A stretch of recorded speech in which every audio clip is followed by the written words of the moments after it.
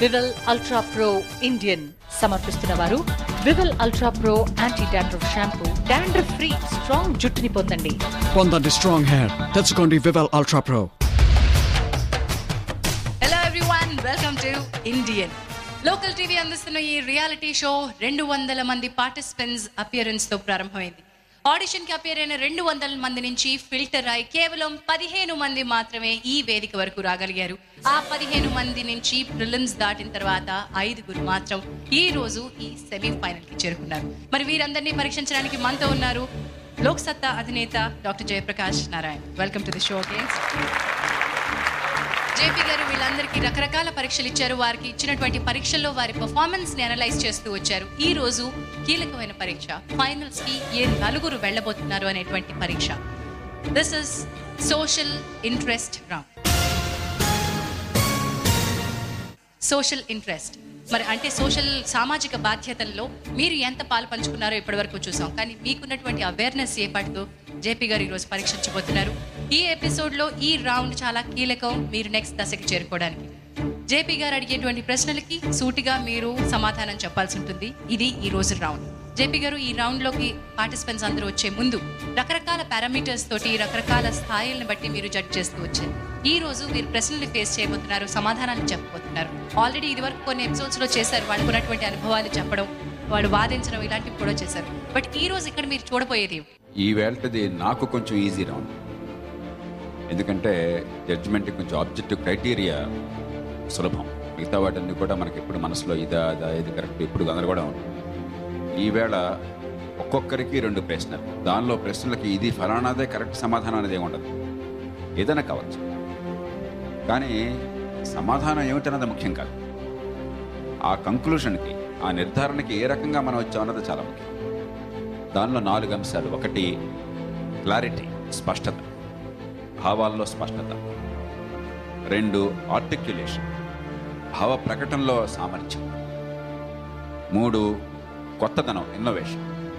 ఊరిగా పాశ్చాత్య పద్ధతి కాకుండా ఒక ఇన్నోవేటివ్ ఐడియాస్ ప్రజెంట్ చేసే శక్తి ఉందా, ఇన్నోవేటివ్ ఐడియాస్ ఉన్నాయా అసలు. 4 పర్సువేషన్.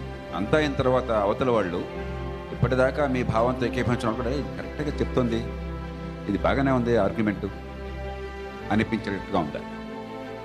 ఈ 4 అంశాలని పరిశీలించబోతున్నాం. ప్రశ్నలు అందరికీ ఒకటే ప్రశ్నలు ఉండవు.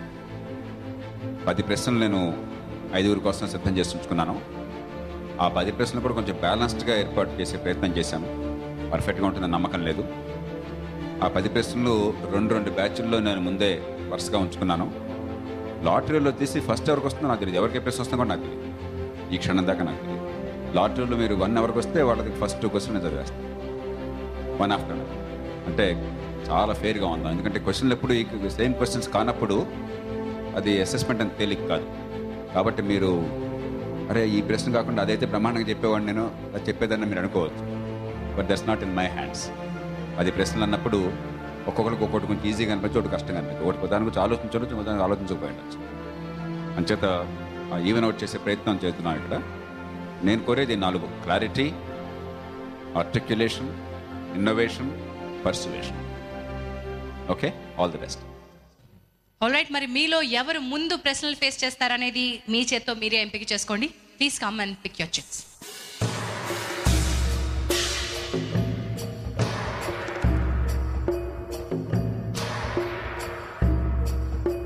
Number 1 None. Harikeerthi. Number 2 Sai Bharat. Sai Bharath. Number 3 Ramya. Ramya. Number 4 Praveen. Number 5 Mahesh. So number 1 Harikeerthi. Please come Hari. Harikeerthi, మొట్టమొదటి ప్రశ్న, రాజకీయ నాయకులకి ఉద్యోగుల్లాగా రిటైర్మెంట్ వయసు ఉండాలా? నాయకుడు అంటే అతనికి ఉండాల్సింది మెయిన్ మేధా సంపత్తి. అతనికి ఆలోచించే శక్తి ఉండాలి, ఇంప్లిమెంట్ చేసే పవర్ ఉండాలి. సో రిటైర్మెంట్ వయసు అంటే అది వాళ్ళుగా నిర్ణయించుకోవాలి. నేను ఉండాలి అని చెప్పి నేనేమి నా దృష్టిలో ఏం లేదు. ఇప్పుడు మనం చూసుకుంటే మనకు ప్రెసెంట్ రోసాయి గారు చాలా పెద్దతను, కానీ అతని వర్క్ కెపాసిటీ చూస్తే ఇట్స్ వండర్ఫుల్.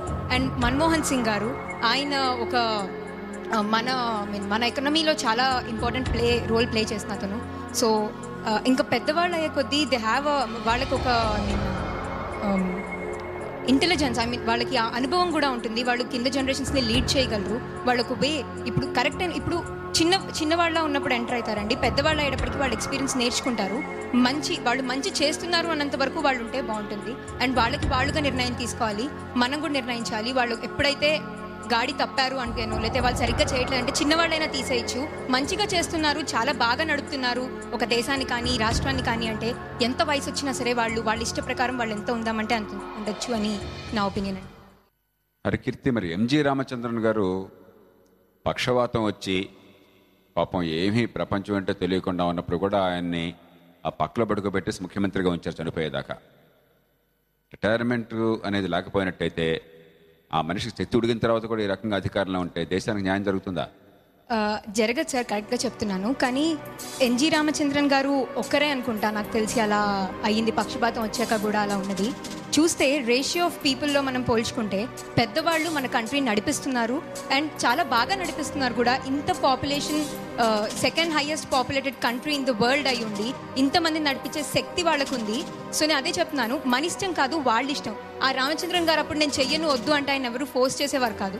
చిన్నవాళ్ళైనా ఒక 30-35 అయినా చాలా బ్రహ్మాండంగా నడపచ్చు. అలాంటి వాళ్ళ నుంచి వచ్చి చాలా పెద్దవాళ్ళైనా కూడా 65-70 ఏళ్ళు వచ్చినా కూడా చేయలేకపోవచ్చు. అలాంటి వాళ్ళు వెళ్ళిపోవచ్చు. అది సెల్ఫ్ నుంచి రావాలి, నా దేశాన్ని చేయాలి అని వాళ్ళ నుంచి వాళ్ళకి రావాలి. అండ్ మనం కూడా ఈ ఫామ్ని మార్చడానికి మనం కూడా ట్రై చేయాలి. మరి ప్రపంచంలో ఏ కీలకమైన దేశం చూసినా కూడా 40 ఏళ్ల వాళ్ళు 50 ఏళ్ల వాళ్ళు ప్రధానమంత్రులు రాష్ట్రపతులు అవుతున్నారు. మన దేశంలో ఎవరో నాయకుడు కొడుకు కూతురు అయితే తప్ప 75-80 వచ్చేదాకా వాళ్ళకి నాయకుడి అవకాశం రాకుండా పోతే మరి యువత సంగతి ఏమవుతుంది? ఎంతకాలం ఈ పెద్దవాళ్ళు, వయసు మళ్ళిన వాళ్ళు, యువత జీవితానికి అర్థం చేసుకోలేని వాళ్ళు ఎంతకాలం వాళ్ళ నాయకత్వంలో మగ్గుతారు? నాయకత్వం విషయానికి వస్తే ఇక్కడ మేము వచ్చామండి, మేమందరం యువతే. ఛాన్స్ ఉంది అంటే నాకెవరో చెప్పారు ఒకసారి, there opportunity comes only once అని. కాదు, నేను నమ్మేది opportunity comes whenever we try wholeheartedly అని. సో మనం నిజంగా కృషి చేస్తే మనకైనా చేయాలంటే ఇప్పుడు మా 15 మందికి దొరికిన ఈ ప్లాట్ఫామ్ ఖచ్చితంగా వేరే అవకాశం ఉన్న వాళ్ళందరికీ కూడా దొరుకుతుంది. అది తప్పు ఉందంటే వయసు వల్ల తప్పు కాదండి, అది ఉన్నది మన వ్యవస్థ వల్ల తప్పు. కొడుకుళ్ళకి కూతురికి ఇస్తుందంటే మనం ఇవ్వనిస్తున్నాం. సో మరా కాకుండా మనం ఎన్నుకునే వాళ్ళు ఇప్పుడు వాళ్ళు నుంచో పెడితే మనకు ఒక ఆప్షన్ కూడా ఉంది. ఎలక్షన్ వేసేటప్పుడు ఒక ఇంత శాతం మంది మాకు వీళ్ళు వద్దు అనుకుంటే మళ్ళీ అది రీడూ అయ్యే ఛాన్స్ లాగా ఉంది. సో అక్కడ మన చేతిలో ఉంది. ఏజ్ అనేది ఎప్పుడూ క్రైటీరియా కాదు. ప్రపంచ దేశాల గురించి పోలిస్తే భారతదేశం అన్నిటికన్నా భిన్నమైంది. మనం వాళ్ళకి సంస్కృతిని అందించాము, సంస్కారాన్ని అందించాము. సో వేరే దేశాలతో పోల్చుకోవడం కాదు, మన దేశంలో మనం ఆలోచిస్తే నాకు అనిపించింది అది వయసు అనేది ఎప్పుడూ క్రైటీరియా కాకూడదు కాదు అని. ఓకే కీర్తి, సెకండ్ క్వశ్చన్.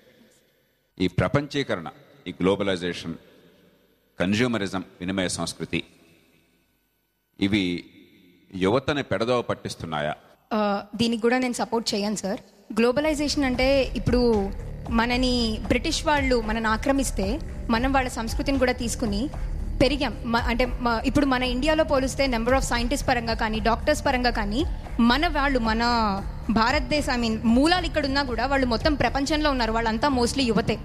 వాళ్ళని తప్పుదో పట్టిస్తుంది అనుకోని దోవ తీసుకొని ఇప్పుడు మన ఇందాక ముందర రౌండ్లో చూసినట్టు పబ్లిక్ అవేర్నెస్ రౌండ్లో కానీ స్కామ్ రౌండ్లో కానీ ఈ తప్పుదో పట్టేది ఎక్కువ మంది యువతే, తప్పుదో అని మంచి మార్గంలో నడిచేది ఎక్కువ మంది యువతే. గ్లోబలైజేషన్ ఇవన్నీ ఎందుకు ఇంపార్టెంట్ అంటే మనం ఒక డెవలపింగ్ కంట్రీ, ఎన్నో ఏళ్ళ నుంచి మనం డెవలప్ అవ్వడానికి ట్రై చేస్తున్నాం. మనం ఒక డెవలపింగ్ కంట్రీ, మనకు ఆ సత్తా స్పిరిట్ ఉంది. సో గ్లోబలైజేషన్ వస్తే వీ క్యాన్ ఎక్కువ సోర్సెస్ ఉండే కొద్దీ, ఎక్కువ ఆపర్చునిటీస్ ఉండే కొద్దీ మనం ఇంప్రూవ్ చేసుకుని డెవలప్ చేసుకునే ఛాన్స్ పెరుగుతుంది. సో దేంట్లో అయినా ఒక కాయిన్కి ఎప్పుడు 2 సైడ్స్ ఉంటాయి, మంచి చెడు. ఎప్పుడు చెడుని తగ్గించుకుంటూ మంచిని పెంచేదే చేయాలి, కానీ మనని మనం బావిలో కప్పల్లాగా లిమిట్ చేసుకుంటే ఏమీ చేయలేమండి.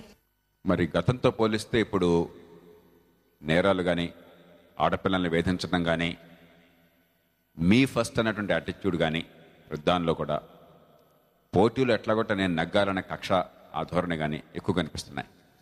మరి ఇవన్నీ కూడా ఈ కన్స్యూమరిజం వల్ల, గ్లోబలైజేషన్ వల్ల కాదా? కాదండి. ఎందుకంటే గ్లోబలైజేషన్ అంటే మనని మనం we are exposing our self to the world. So అక్కడున్న కల్చర్, ఏ కల్చర్ అయినా, ఇప్పుడు మనం వెస్ట్రన్ కల్చర్ అని దాన్ని తిడతామండి. వాళ్ళ కల్చర్లో మంచి లేదా? మార్చింది, చెడ్డగా మార్చింది మనం, మంచిగా మార్చగలిగింది కూడా మనమే. సో మీరు అన్నట్టు ఇలా జరుగుతున్నాయి చెడు అంటే ఒక విద్యార్థి ఒక అమ్మాయి మీద యాసిడ్ దాడి చేస్తే మరో రోజే 1,00,000 మంది విద్యార్థులు అమ్మాయిని సపోర్ట్ చేస్తూ నుంచున్నారు. సో నేను ఇదే అనుకున్నాను, ఒక వ్యక్తి మీద, ఇక్కడ కూడా అంతే, వ్యక్తి మీద ఆధారపడింది, కానీ గ్లోబలైజేషన్ అనే దాంట్లో నాకు ఎలాంటి తప్పు కనపడట్లేదండి. Thank you Harikeerthi. ప్రభుత్వం ఏం చేయాలి? ఒక సర్వే చేయాలి, ఎవరెవరు బాగా డెవలప్ అయ్యారు, ఎవరెవరు లేదు. దీన్ని బట్టి ఇప్పుడు వర్గీకరణ జరగాలి. కొన్ని ఆర్గ్యుమెంట్స్ మార్షల్ చేయలేకపోతే దాన్ని అర్థం చేసుకోగలం.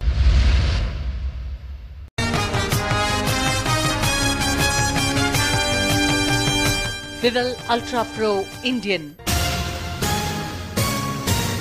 Participant number 2 Sai Bharat. సాయి భరత్, మీ మొదటి ప్రశ్న, రిజర్వేషన్లలో క్రీమీ లేయర్ ఉండాలా వద్దా? రిజర్వేషన్ అనేది కొంతవరకు ఉండాలండి.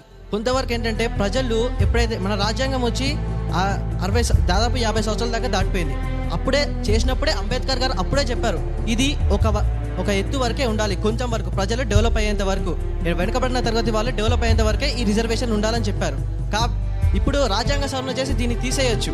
కానీ ఏం చేయాలంటే మంచి వాళ్లకు ప్రభుత్వం ఏం చేయాలి?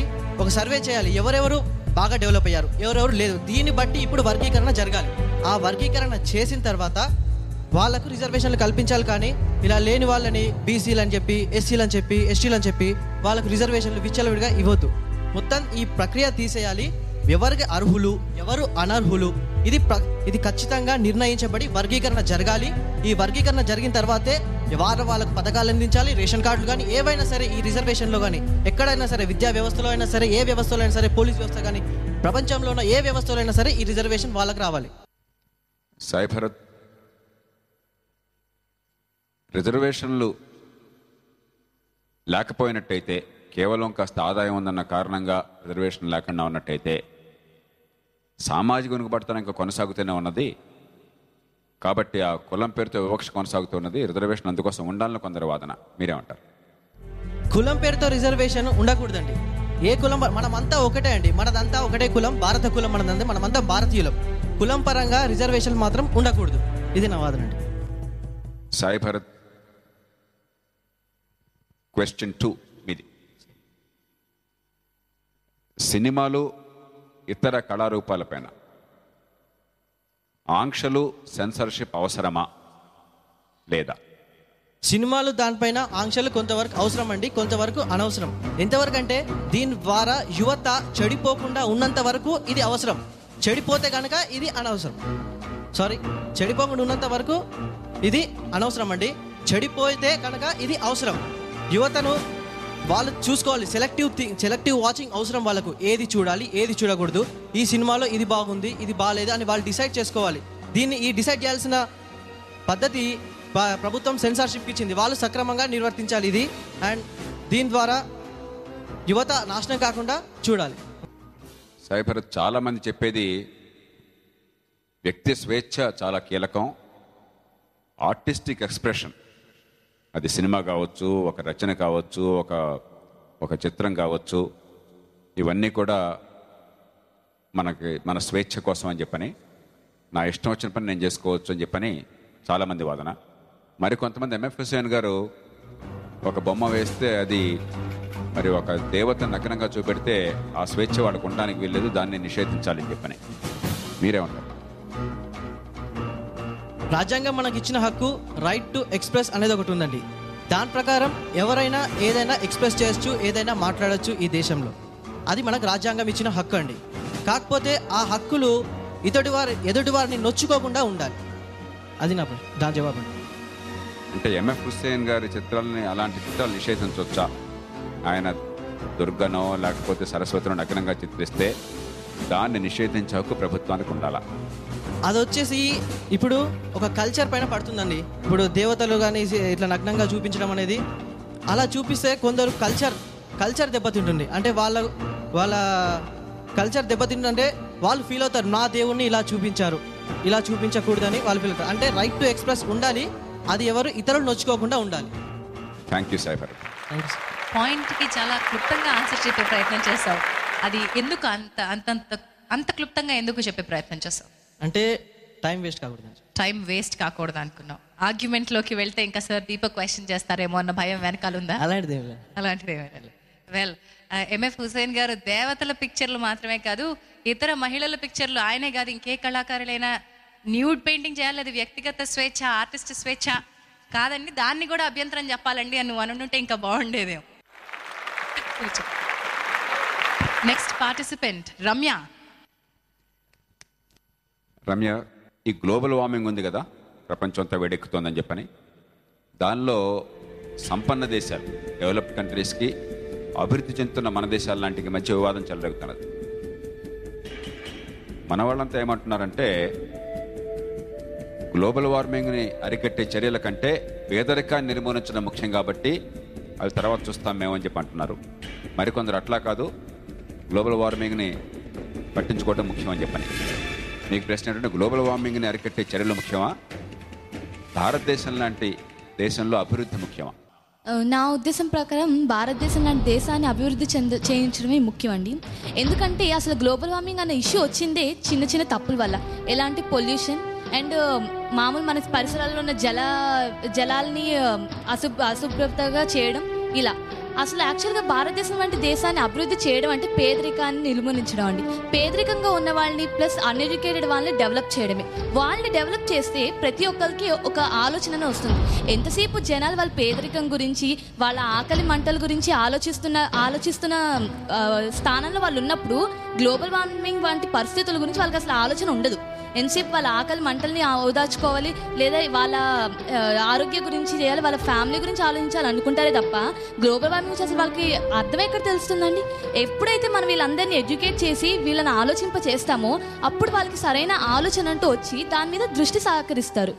ఇప్పుడు ఈ సంవత్సరం మనం చూసాం, వర్షాలు బాగా ఆలస్యమైనాయి, వచ్చినప్పుడు ఒక్కసారి అకస్మాత్తుగా వర్షాలు వచ్చి పెద్ద వరదలు వచ్చినాయి. మరి మా బెదరికం పోయేదాకా మేము పట్టించుకోవని ప్రతి దేశం అన్నట్టయితే చివరికి మనలాంటి దేశాల్లో కూడా ఈ ప్రకృతి విపరీత్యాలు వస్తుంటే ఎంతకాలం తట్టుకుంటాం? మరి దాన్ని పట్టించుకోకపోతే ఎట్లా?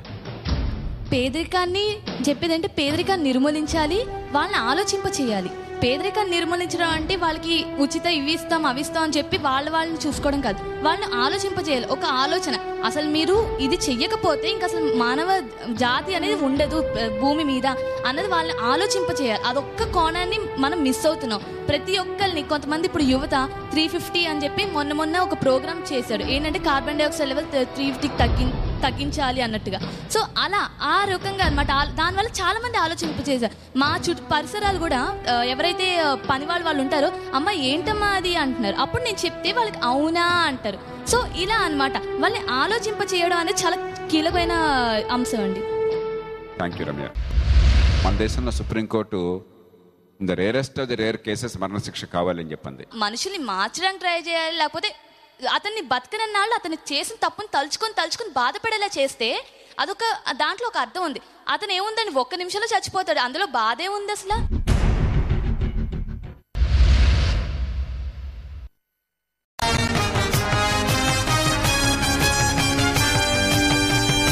వివల్ అల్ట్రా ప్రో ఇండియన్.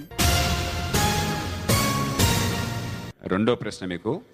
ఈవేళ యూరోప్ దేశాల్లోనూ, అమెరికాలోనూ, ప్రపంచంలో చాలా దేశాల్లో ఈ శిక్షా స్మృతిని గురించి, ఈ నేర న్యాయాన్ని గురించి, శిక్షలను గురించి చాలా చర్చ జరుగుతుంది. మరణశిక్ష అమానుషమని కొందరు వాదిస్తున్నారు. ముఖ్యంగా యూరోపియన్ దేశాల్లో, యూరోపియన్ యూనియన్లో మీకు సభ్యత్వం కావాలంటే మరణశిక్షను రద్దు చేయాలి. అమెరికా, భారత్ లాంటి దేశాలు అలా కాదు, అది ఉండాలని వాదిస్తున్నారు. ఆధునిక ప్రపంచంలో, నాగరిక ప్రపంచంలో మరణశిక్ష ఉండాలా వద్దా? మరణశిక్ష అనేది ఉట్టి మాట అండి. అసలు దాన్ని నిర్మూలించాలి. ఎందుకంటే ఇప్పుడు ఒక వ్యక్తి ఎవరినైనా హత్య చేశాడు అంటే వాడిని మనం జైల్లో పెడతాం. దానికి అర్థం జైల్లో పెట్టి ఒక 7 ఏళ్ళు 10 ఏళ్ళు శిక్షిస్తాం. దానికి అర్థం చచ్చిపోయినోడు మళ్ళీ బతికొస్తాడని కాదు. ఈ వ్యక్తిలో మార్పు వస్తుంది. మార్పు కోసమే మనం ఈ ప్రయత్నం. సో ఒక మనిషిని మార్చేయడానికి మనం ప్రయత్నించాలి. కానీ అంతే, నువ్వు తప్పు చేసావు, నీకు అర్హత లేదు భూమి మీద బతకడానికి, నీకు మరణశిక్ష వెయ్యాలి అంటే అది తప్పు. అతన్ని మార్చే ప్రయత్నం మనం చేయాలి. దానికోసం ఇప్పుడు మనకున్న సిస్టమ్, ఎస్పెషల్లీ ఈ జైలు ఏదైతే శిక్షా సిస్టమ్ ఉందో మన భారతదేశంలో, అది చాలా మంచిదని చెప్పాలండి. చాలా మంది మారుతున్నారు. ఆ మార్పే మనకు కావాలి. ఢిల్లీలో ఆ మధ్య దారుణమైన హత్యలు, చిన్నపిల్లల్ని వాళ్ళందరినీ కూడా పైశాచికంగా వాళ్ళందరినీ కూడా జీవితాలతో ఆడుకుని వాళ్ళని చంపేసే సంఘటన మనం చూసాం. అలాంటి కేసుల్లో నిజంగా వాళ్ళని మార్చటమా, లేకపోతే ఇంత దారుణాన్ని కొడిగట్టినట్టయితే వాళ్ళ ప్రాణం పోతుందని సమాజం సంకేతం ఇవ్వటమా? ఏది సరైన నిర్ణయం? అతను ఏ పరిస్థితుల్లో అవన్నీ చేశారో మనకు తెలియదు. అతను వాళ్ళందరినీ చంపేశాడని చెప్పి మనం వాళ్ళని చంపడంలో న్యాయం లేదు. అతను ఓకే తప్పు చేశాడు, అది తప్పు కూడా కాదు, ఒక పెద్ద బ్లండర్ అది. సో ఇప్పుడు ఏంటంటే మనకు వచ్చిన సిస్టమ్ తప్పు చేసిన వాళ్ళని మనం చాలా తొందరగా వేలెత్తి చూపిస్తాం, నువ్వు ఆ తప్పు చేస్తావు, నువ్వు ఈ తప్పు చేసావని. కానీ ఎలాంటి పరిస్థితుల్లో చేసావు అనేది ఆలోచించాం. పోనీ ఇతని విషయాలు అది పక్కన పెట్టినా ఇతను శిక్షించడం తప్పలేదు. మార్చడానికి ఆ వ్యక్తిని, అతని మైండ్ సెట్ని మార్చడానికి మనం ప్రయత్నించాలి. మరణ శిక్ష అనేది ఏ విధంగా ఏ కోణంలో చూసినా అసలు సరైనది కాదు. ఎవరి విషయంలో అయినా సరే, తీవ్రవాదుల విషయంలో అయినా సరే, లేదా ఇలాంటి వాళ్ళ విషయంలో అయినా సరే వాళ్ళని శిక్షించాలి, దారుణంగా శిక్షించాలి, వాళ్ళు మార్పు తీసుకురావాలి. అంతే తప్ప మరణ శిక్ష అనేది ఎప్పటికీ అసలు మంచి సరైన పద్ధతే కాదు. ఆడపిల్లల్ని యాసిడ్ పోసి తగలబెట్టేస్తున్నారు. చాలా దారుణమైన నేరాలు, అంటే అసాధారణ నేరాలు వాటికి పాల్పడుతున్నారు. మన దేశంలో supreme court the rarest of the rare cases మరణశిక్ష కావాలని చెప్పింది. ఆ రేరెస్ట్ ఆఫ్ ది రేర్ కేసెస్లో కూడా మరణశిక్ష వద్దంటారా?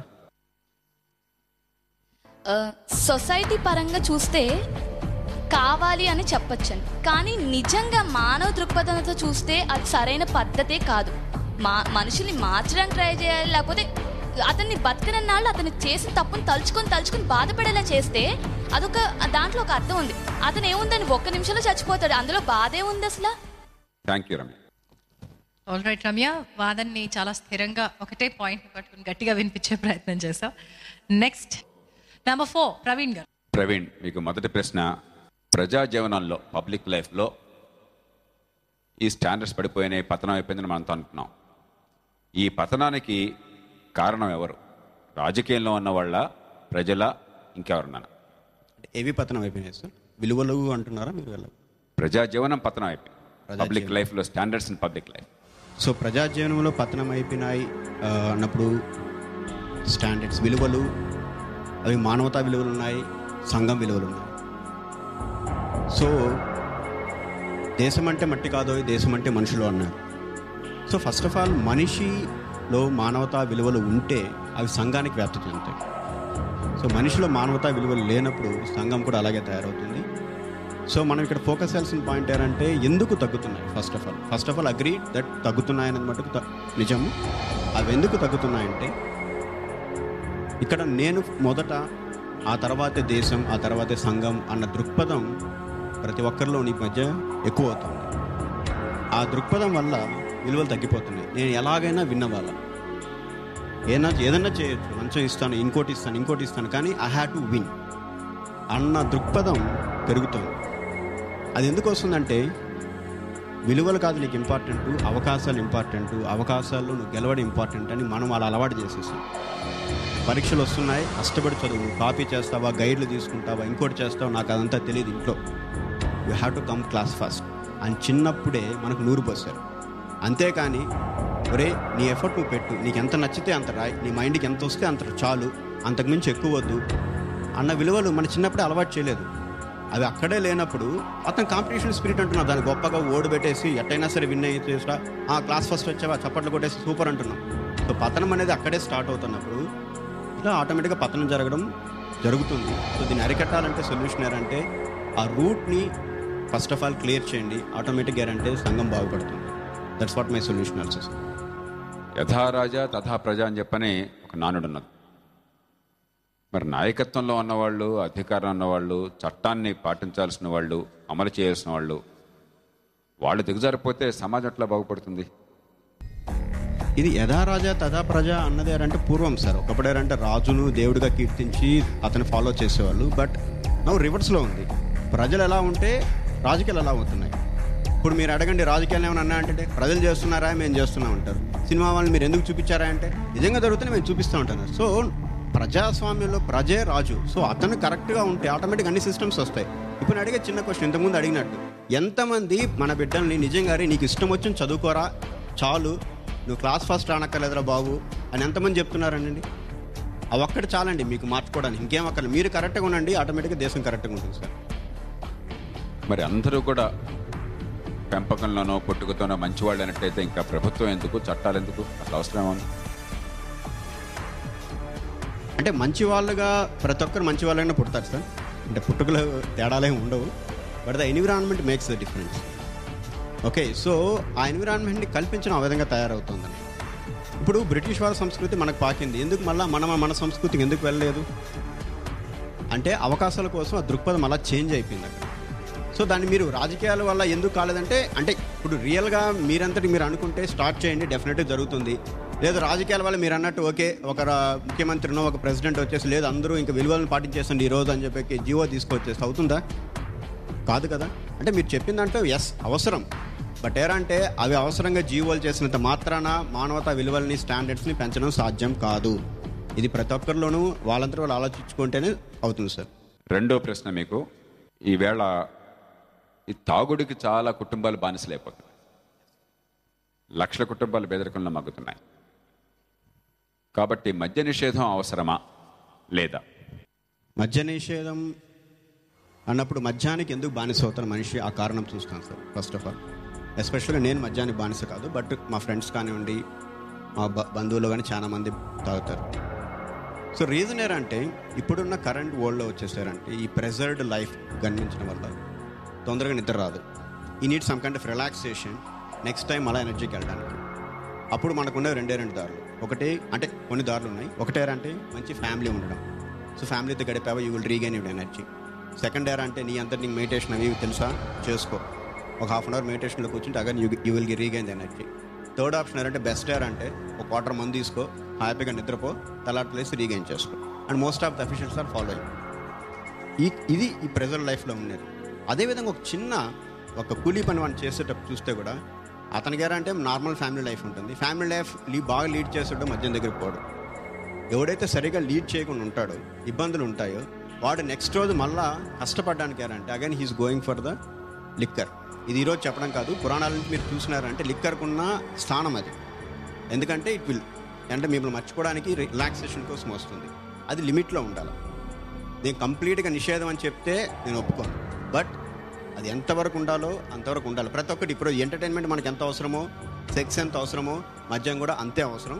దాన్ని నేను సపోర్ట్ చేస్తాను సార్. కంప్లీట్ నిషేధాన్ని బట్టి నేను పట్టించుకోను, బట్ దాన్ని ఇంప్లిమెంట్ చేసేటప్పుడు ఇబ్బందులు ఉన్నాయి. అంటే ప్రతి చోట బెల్ట్ షాపులు పెట్టేస్తున్నారు, అది అందరికీ అందుబాటులో వచ్చేస్తున్నారు. అది ఒక వ్యసనంగా మారింది.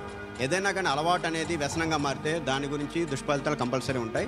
ఆ వ్యసనాలు కాకుండా మనం అరికట్టుకుంటే it's a good to the people. మరి లక్షలాది కుటుంబాలు పేదరికంలో జారిపోతున్నాయి, పేద కుటుంబాలు. వాళ్ళని రక్షించుకోవటం ఎట్లాగా? ఇప్పుడు రష్యాలో ఈవేళ ఈ మద్యం అన్నది ఆ దేశం మొత్తాన్ని నాశనం చేస్తుందని వాళ్ళ నాయకులు చెప్తున్నారు. మన దేశంలో కూడా చాలా ప్రాంతాల్లో ఆ పరిస్థితి కల్పిస్తున్నాయి. ఎస్, మరి దాన్ని ఎదుర్కోవడం ఎట్లా? ఇప్పుడు ప్రాబ్లం ఎక్కడ వస్తుందంటే లక్షలాది కుటుంబాలు నాశనం అయిపోయి అంటున్నారు మీరు. ఏ కుటుంబాలు నాశనం అవుతాయంటే సంపన్న వాళ్ళేమో నాశనం కావడం లేదు, మధ్యతరగతి వాళ్ళలో కొంత పర్సెంట్ నాశనం కాలేదు. నాశనం అవుతుంది అంటే బీదవాళ్ళు. సో బీదవాళ్ళ మట్టుకే నాశనం అవుతున్నారు మేజర్గా. సో అక్కడ కావాల్సింది ఏంటంటే అది వ్యసనంగా చేయొద్దండి బీదవాళ్ళు. ఎందుకంటే కొన్ని చూసారంటే కొన్ని కల్చర్లు ఏంటంటే లిక్కర్ తీసుకోవడం is part of our culture, దాన్ని అవాయిడ్ చేయలేము. Okay, so control it. ఇప్పుడు ఎలాగైతే ఇప్పుడు మిగతా కంట్రోల్ చేస్తున్నాం కదా, ప్రాస్టిట్యూషన్ కంట్రోల్లో ఉంది కదా. ఓకే ఉంది, కొన్ని చోట్ల ప్రమాదకరంగా ఉంది, బట్ ప్రాస్టిట్యూషన్ కంట్రోల్లో ఉందా? అదేవిధంగా మిగతావన్నీ కంట్రోల్లో ఉన్నాయి కదా. సో దీన్ని కూడా కంట్రోల్లో పెట్టండి, అందరికీ దగ్గరగా అందుబాటు చేయదండి. ఏదైనా క్విక్ ఫిక్సెస్ ఎప్పుడు కానీ షార్ట్ కట్స్ ప్రతి ఒక్కరికి అందుబాటులో ఉండకూడదు సార్. అది ఏ షార్ట్ కట్ అయినా కానీ, ఇది మద్యం కావచ్చు, ఇంకోటి కావచ్చు, ఇది ఒక్కటి ప్రజలకు అందుబాటులో ఉంటే దుర్వ్యసనాలకు బానిసవుతుంది. ఇప్పుడు ఇంకోటే తీసుకోండి, ప్రాస్టిట్యూట్స్ లీగలైజ్ చేసి ప్రతి ఊరికి ఒక ప్రాస్టిట్యూట్ సెంటర్ పెడితే ఎలా ఉంటాయి సంసారాలు? సో ఈ దుర్వ్యసనాలు బానిస అయిపోయినట్టు అయిపోతుంది. అదేవిధంగా ఈ బెల్ట్ షాపులు కూడా. సో దీన్ని తగ్గిద్దాం, కంట్రోల్లో పెడితే it's good for the people and good for the country also sir. Thank you. Assembly ముందు మోకాళ్ళ మీద తెల్ల డ్రెస్ల పైన ఒడి పట్టి దాంట్లో ఒక నినాదం రాస్తా. మరి ఈవేళ నిర్ణయాలు తీసుకోవాలని చెప్పి నిరాహార దీక్ష చేస్తాను, లేకపోతే హఠం తీసుకుంటాను, మరో రకంగా నేను నిరసన తెలుపుతానని చెప్పంటే అందరూ పోరాడే శాంతి కోసమే యుద్ధాలు చేస్తారు, కానీ శాంతి యొక్క అవసరము దాని యొక్క గొప్పదనం తెలుసుకొని వాళ్ళు దానికోసం ప్రయత్నిస్తున్నారు.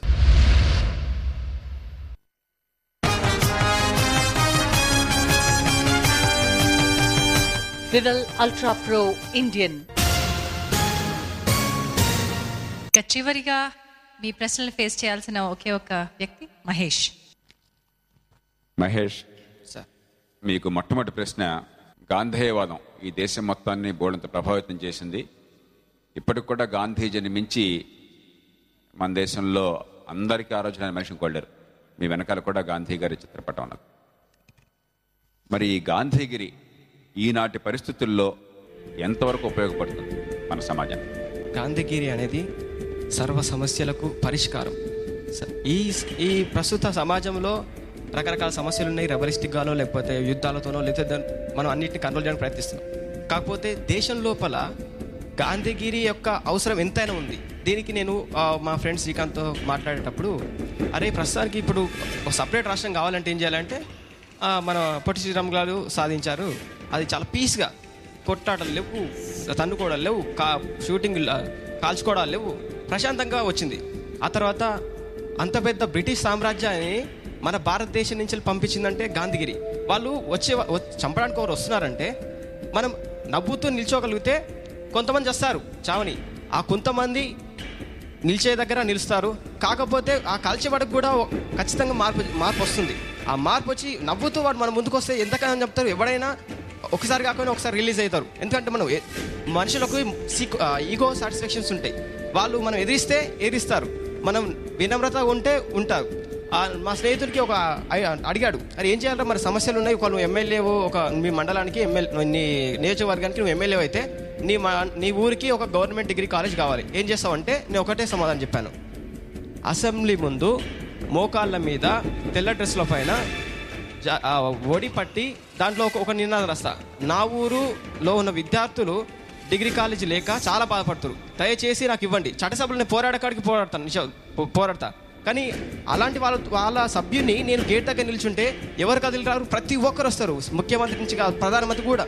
మన రాజకీయ నాయకుడు, ఒక నాయకుడు గేట్ దగ్గర మోకాళ్ళ మీద నిల్చున్నాడు అంటే సమస్య ప్రపంచమంతా చూస్తుంది. మన నాయకుడు మన కోసం మోకాళ్ళ మీద అక్కడ గేట్ దగ్గర కూర్చుంది అంటే నాకు ఒక నాయకుడు ఖచ్చితంగా అహింసను పాటించగలిగితే ప్రతి ఒక్కరిని ఇన్స్పైర్ చేయగలుగుతాడు. Super inspiration. ఈ వెంటనే నిర్ణయాలు తీసుకోవడం, కొట్టడాలు, చంపడాలు అనేది తాత్కాలికంగా అప్పుడప్పుడు మనకు ఆవేశం వస్తుంది. కానీ ప్రశాంతంగా అహింసా మార్గం వెళ్ళడం అనేది స్లోగా వచ్చే మార్పు, కానీ పర్మనెంట్ సొల్యూషన్స్ ఇస్తుంది. ప్రపంచమంతా మనకి ఇప్పుడు శాంతి కోసమనే ఐక్యరాజ్యసమితులు కానీ ఇంకా ఎలాంటి అన్నిటికీ కోసమో మనం శాంతి కోసమే ప్రయత్నిస్తున్నాం. కానీ అందరూ పోరాడే శాంతి కోసమే, యుద్ధాలు చేస్తారు. కానీ శాంతి యొక్క అవసరము, దాని యొక్క గొప్పదనం తెలుసుకొని వాళ్ళు దానికోసం ప్రయత్నిస్తున్నారు. మహేష్ సార్, గాంధీ గారి నిరాహార దీక్షలు కానీ మరికొన్ని రూపాలు కానీ ఆనాడు వలస పాలన మీద ఆయుధాలుగా ప్రయోగించారు. మరి ఈవేళ నిర్ణయాలు తీసుకోవాలని చెప్పి నిరాహార దీక్ష చేస్తాను, లేకపోతే హఠం తీసుకుంటాను, మరో రకంగా నేను నిరసన తెలుపుతానని చెప్పంటే ఓ ప్రజాస్వామ్య సమాజంలో ప్రజల్ని సమీకరించకుండా దీని దిగడం ఎంతమేరకు సబబు? ప్రజల్ని సమీకరించాలంటే మోటివేషన్ కావాలి సార్. ఇప్పుడు వెళ్ళి పరిగెట్టి కొట్లాడితే వచ్చే ఫలితాలు ఇంతవరకు ఈ తరతరాల చరిత్రలో ప్రజలందరూ చూస్తున్నారు. యుద్ధాలు చేస్తే ఏ ఫలితాలు వచ్చినాయి, శాంతిగా అహింసా మార్గంగా వెళ్తే ఎలాంటి ఫలితాలు వచ్చినాయని పెద్ద గొప్ప నాయకులు ప్రపంచంలో నిరూపించారు. ప్రతి ఒక్కరికి తెలుసు. మనం ఇప్పుడు నన్ను చూడండి, నేను సరే పర్సనల్ విషయాలు మాట్లాడుతూ సార్ వదిలేసండి. అహింసా మార్గం అనేది గొప్ప మార్గం అనేది ప్రతి ఒక్కరు కనీసం 70% అయినా నమ్మకం. ప్రతి ఒక్కరు కాకుండా కొంతమంది అప్పటిదప్పుడు ఆవేశపడుతుండొచ్చు, కానీ అహింసా మార్గం అనేది కరెక్ట్ అని minimum 70% of the people are accepting this way. ఎందుకంటే దాని సొల్యూషన్ అలా దానివల్ల ఉంది. ప్రస్తుతానికి నాయకులు ఉన్నారు, ఎవరైనా కొట్లాడి అసెంబ్లీలో కొట్లాడుకొని అయితే నిర్ణయాలు తీసుకోవట్లేదు కదా సార్. వాళ్ళు వాళ్ళ నిరసనలు తెలుపుకొనే చూపిస్తారు. హింస వేరు, హఠం వేయడం వేరు సార్. హఠం వేయడం వేరు, అహింస వేరు. ఓకే హింస అక్కర్లేదు ప్రజాస్వామ్యంలో. కానీ నా మాటే నగ్గాలి అని చెప్పని నేను హఠం వేసి కూర్చుంటే అది సరైన పద్ధతేనా ప్రజాస్వామ్యంలో? ప్రజలకు ఉపయోగపడే నిర్ణయాలు తీసుకునే వాళ్ళే ఈ అహింసా మార్గంలో శాంతియుతంగా పోరాడతారు. లేదు నా మాట నెగ్గాలి అనుకునే పట్టు ఏదైతుందో వాళ్ళే ఈ వేరే మార్గాలు ఏవైతున్నాయో వాటిని అనుసరిస్తారు. ఎందుకంటే ప్రజల కోసం ఆలోచించే నాయకుడు ఖచ్చితంగా పాటించే విధానమే ఇది. ప్రస్తుతం మన రాజకీయ నాయకులు కానీ లేకపోతే దేశభక్తులు కానీ వాళ్ళందరూ నిరూపించిన విషయం ఇది. Thank you Mahesh. రెండో ప్రశ్న, ఈవేళ మీడియా గురించి, టీవీ కావచ్చు, పత్రికలు కావచ్చు, రకరకాల ప్రచార సాధనాలు కావచ్చు, చాలా చర్చ జరుగుతోంది. ఈనాటి మీడియా సంచలనాలకు ప్రాధాన్యత ఇస్తుందా, సెన్సేషనలిజంకి, లేకపోతే సామాజిక బాధ్యతతో వ్యవహరిస్తోందా? ఒక విషయాన్ని తీసుకుంటే ఒకే కోణంలో ఆలోచించి ఒకే కోణంలో దాన్ని దూషించడం తప్పండి. మీడియా అంటే అన్ని రకాలు ఒకే విధంగా లేవు. కొన్ని క్రైమ్ రిపోర్ట్లని, లేకపోతే క్రైమ్ మీద చాలా ఫోకస్ చేసి హైలైట్ చేసే మీడియాలు ఉన్నాయి. ఆ తర్వాత సామాజిక స్పృహని వాటిని హైలైట్ చేసే మీడియాలు ఉన్నాయి. ఆ తర్వాత దేశభక్తిని ఉపయోగించే వాటిని హైలైట్ చేసే మీడియాలు ఉన్నాయి. భక్తి మార్గంలో హైలైట్ చేసే మీడియాలు ఉన్నాయి. కానీ ఒక మీడియా ఉంది అనగానే ఏదో దాంట్లో ఉన్న ఒక తప్పును చూసి మనం దాన్ని ఫోకస్ చేసి తప్పు అనడం తప్పు. ఎందుకంటే ఆ మీడియా వల్లనే ప్రజల్లో అవేర్నెస్ వస్తుంది. మీడియా వల్లనే నాయకులు ఇలా చేస్తున్నారు అంటే మనం ఇలా చేయకూడదు. మీడియా వల్లనే దేశం ఇలా నడుస్తుంది అంటే మనం ఈ వేలో వెళ్తే సక్సెస్ అవుతాం. లేకపోతే ప్రజల సమస్య ఇలా బాధపడుతున్నారు, ఆ మీడియా వల్లనే తెలుస్తుంది. ప్రతి ఒక్కరు యాక్సెప్ట్ చేసే నిజం ఇది. మీడియా వల్లనే ప్రతి ఒక్కరికి మ్యాక్సిమం ఇన్ఫర్మేషన్, ప్రతి వ్యక్తికి మ్యాక్సిమం ఇన్ఫర్మేషన్ మీడియా వల్లనే వెళ్తుంది. కాకపోతే అడపదడప ఉంటే కొన్ని వాళ్ళ కమర్షియలైజ్డ్ ఉపయోగాల కోసం కొంతమంది అలా పాటిస్తుంటారు. కానీ వాళ్ళని ఒక్కరే దృష్టిలో పెట్టుకొని మీడియాని తప్పుపట్టడం అనేది నేను దాన్ని ఒప్పుకోను సార్. అంటే పొద్దున్న నుంచి సాయంత్రం దాకా ప్రపంచంలో ఏ దేశంలో లేనట్లుగా ఈ పాలిటిక్స్ మీదే, అంటే అధికారంలోకి ఎవరు వస్తారు ఎవరు పోతారు, దీని మీద దృష్టి పెడుతుందని మీడియా. నిజంగా ప్రజల్లో ఆలోచన పెంచే ప్రయత్నం జరగడం లేదు అని కొంతమంది గట్టిగా వాదిస్తున్నారు. ఇతర దేశాల్లో మీడియాతో పోల్చినట్టయితే ఇక్కడ ప్రమాణాలు బాగా దిగజారిపోయాయని చెప్పని. ఎంత మేరకు వాస్తవం? కొన్ని మీడియాలు ఏంటంటే పూర్తిగా సమాచార సేకరణ కోసం కేటాయించే వాళ్ళ సమయాన్ని. సమాచార సేకరణలో ఆలోచింపదగ్గ విషయాలు చాలా తక్కువనే ఉంటాయి. మరి వాళ్ళు కమర్షియలైజ్డ్గా వాళ్ళు లాభపడాలంటే తప్పదిగా రాజకీయాలు అనేది ఒక ఎంటర్టైన్మెంట్గా తయారైపోయినాయి. వాళ్ళని ఎంత హైలైట్ చేసి చూపిస్తే అంత ఎంటర్టైన్మెంట్గా చూస్తున్నారు. వాళ్ళు నవ్వడం కోసం వాళ్ళ తర్వాత వీళ్ళ మీడియా కోసం వాళ్ళు కొంతమంది పాటుపడుతున్నారు. కాకపోతే అదే పాటుగా ప్రజలకు ఉల్లాసాన్ని, ఉత్సాహాన్ని, ఆనందాన్ని ఇచ్చే మీడియా అలాంటి ఛానల్ కూడా ఉన్నాయి. ప్రతి ఛానళ్ళు అందరినీ ద్వేషించడము లేకపోతే అందరినీ దూషించడం చేయట్లేదు.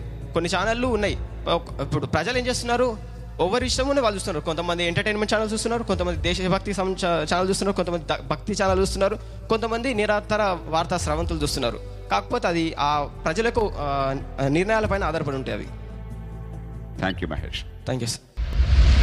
నలుగురు మాత్రమే ఫైనల్స్కి వెళ్తారు. ఆ నలుగురు ఎవరు? వీరందరి వయసులో మా తరం వాళ్ళం ఇంత స్పష్టత అభిప్రాయాలు చెప్పగలిగామని నేను అనుకోవట్లేదు.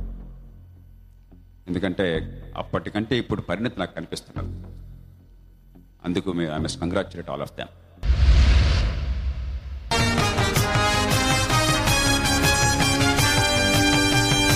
వివల్ అల్ట్రా ప్రో ఇండియన్. 5గురిని ప్రశ్నలు అడగడం, వారి అభిప్రాయాలు సేకరించడం, వారికి ఎలా ఉందో కానీ మీకు ఎలా ఉందో చెప్పండి జేపీ గారు. ఈ రౌండ్లో నా దృష్టిలో పెర్ఫార్మెన్స్ స్టాండర్డ్స్ బాగున్నాయి. కొన్ని ప్రశ్నలకు కొంచెం కష్టమైనవి కూడా, ఎందుకంటే ఏ రకమైన ప్రిపరేషన్ లేకుండా అకస్మాత్తుగా అడగడంతో మరుక్షణం సమాధానం చెప్పడం తేలికైన విషయం కాదు. కాబట్టి కొన్ని ఆర్గ్యుమెంట్స్ మార్షల్ చేయలేకపోతే దాన్ని అర్థం చేసుకోగలం. ఇక్కడ ఇంకా యువకులు కాబట్టి ఇంకా ప్రపంచంలో అన్ని విషయాల్లో లోతుగా అధ్యయనం చేసే అవకాశం లేదు. కాబట్టి ఆ పరిమితులకు లోబడి చాలా మంచి ప్రమాణాలతో సమర్థంగా తమ వాదనను పెంచే ప్రయత్నం చేశారు. ఎవరో ఒకళ్ళని మనం మళ్ళీ ఈ ఫార్మాట్లో ఉన్న కృత్రిమత్వం వల్ల ఎలిమినేట్ చేయాలి కాబట్టి మనకు ఇబ్బంది ఉంటుంది. కానీ ఖచ్చితంగా ఈ రౌండ్లో బై అండ్ లార్జ్ మంచి ప్రమాణాలతో విషయాల మీద కాస్త అవగాహన, కొంత వాదనని హేతుబద్ధంగా తీసుకొచ్చే ప్రయత్నం, వీటిలో ఎక్కడా కూడా ఇదే సమాధానం అనేది లేదు ఏ ప్రశ్నకి కూడా. అంచేత నేను చూస్తుంది సమాధానం ఏ రకమైన సమాధానం చెప్తారని కాదు, దాని వెనకాల ఉన్నటువంటి ఆ ఆలోచన ఏమిటి, అది తర్కబద్ధమైందా కాదా, అది ప్రజలను ఆకట్టుకున్నట్టుగా ఉంటుందా లేదా అని చెప్పినతో చూసే ప్రయత్నం జరిగింది. ఆ రకంగా చూస్తే మొత్తం మీద ఈ రౌండ్లో బాగా డెప్త్ కనిపిస్తుంది. జేపీ గారు, ఇట్స్ టైం. ఈ సెమీఫైనల్ నుంచి నలుగురు మాత్రమే ఫైనల్స్కి వెళ్తారు. ఆ నలుగురు ఎవరు? ముందు ఒక మాట చెప్పాలి. వీరందరి వయసులో మా తరం వాళ్ళం ఇంత స్పష్టత అభిప్రాయాలు చెప్పగలమని నేను అనుకోవట్లేదు. ఎందుకంటే అప్పటికంటే ఇప్పుడు పరిణతి నాకు కనిపిస్తున్నారు. అందుకు I must congratulate all of them. ముగ్గురు నెక్స్ట్ రౌండ్లోకి క్లియర్గా వెళ్ళేవారు కనిపిస్తున్నారు ఇవాళ పెర్ఫార్మెన్స్ బేస్ మీద.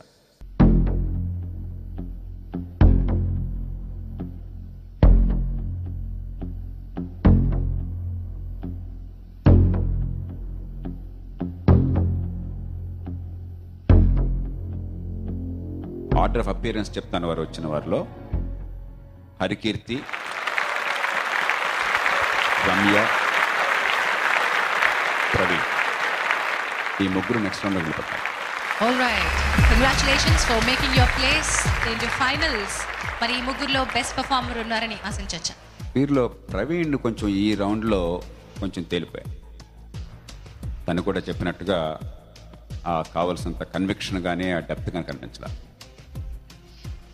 మిగతా ఇద్దరు కూడా, రమ్య, హరికీర్తి ఇద్దరు కూడా చాలా ఏబుల్గా ప్రజెంట్ చేసే ప్రయత్నం చేశారు.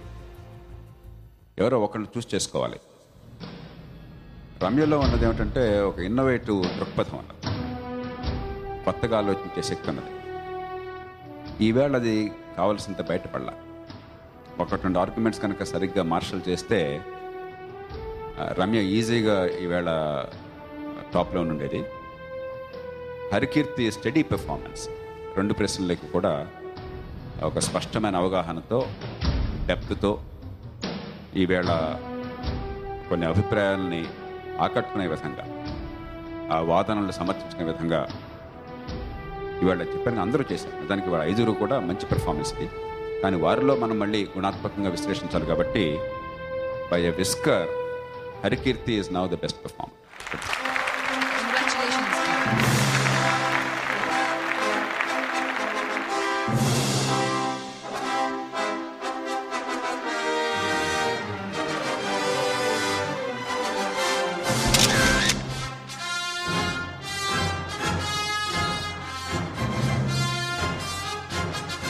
ఇక్కడి నుంచి ఈ వేదికకి గుడ్ బై చెప్పబోతున్న పార్టిసిపెంట్ ఎవరు? మిగిలిన పార్టిసిపెంట్స్ ఇద్దరే, Mahesh and Sai Bharat, both of you in the danger zone.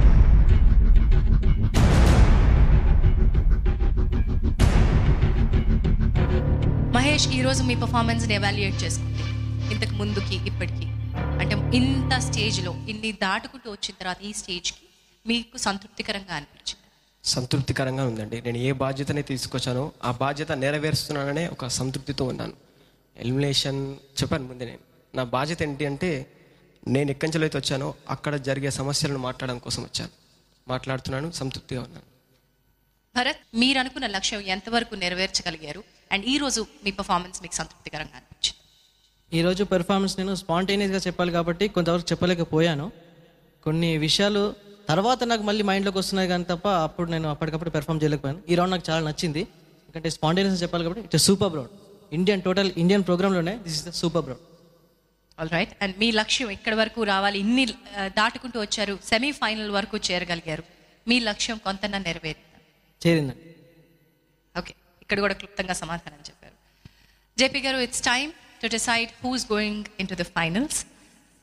వీరిద్దరి నుంచి ఎవరు ఇంటికి వెళ్ళి? నేను ఇందాక మీకు చెప్పినట్టుగా it's always a difficult decision. అందులో పెర్ఫార్మెన్స్ కాస్త యూనిఫామ్గా బాగున్నప్పుడు ఎవరో ఒకరు ఈ రౌండ్ నుంచి నిష్క్రమించాలని చెప్పడం చాలా కష్టమైన పని.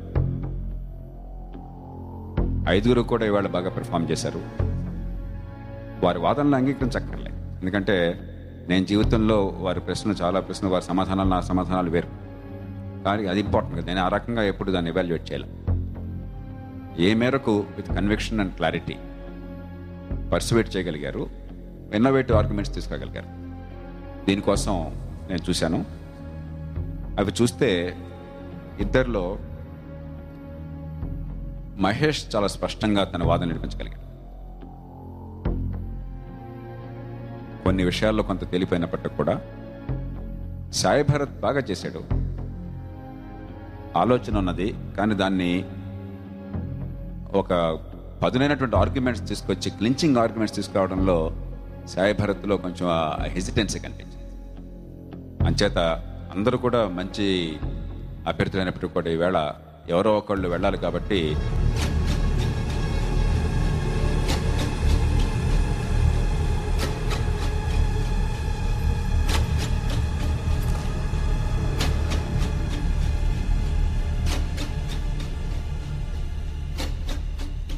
Mahesh goes to the next round and Sai Bharat, you're out. I'm sorry.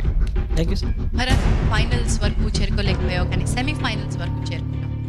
నువ్వు వెళ్ళిపోబోతు నీ స్నేహితులకు కానీ లేదా ఇతర పార్టిసిపెంట్స్ ప్రేక్షకులకు కానీ ఏమైనా చెప్పాలనుకుంటున్నావు?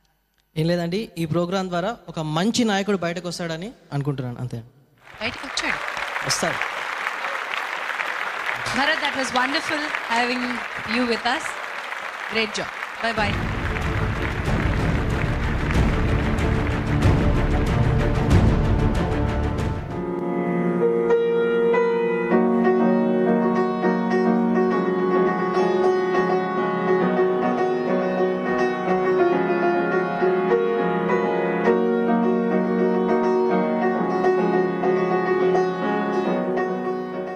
Praveen, Harikirti, Mahesh and Ramya.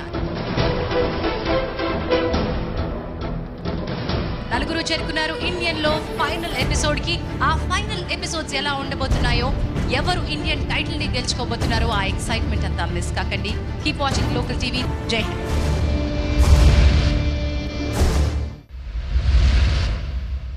విజేతలో debut చేసిన singer Rajamouli.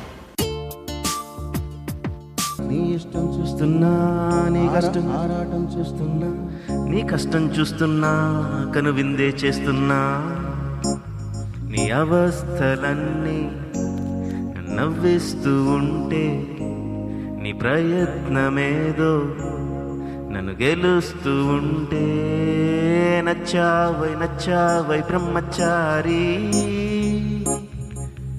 Love story is my love story.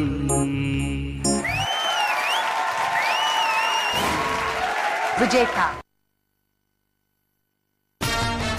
వివల్ ultra pro Indian సమర్పించిన వారు Vivel ultra pro anti dandruff shampoo. Dandruff free strong జుట్టుని పొందండి. పొందండి strong hair. తెచ్చుకోండి Vival Ultra Pro.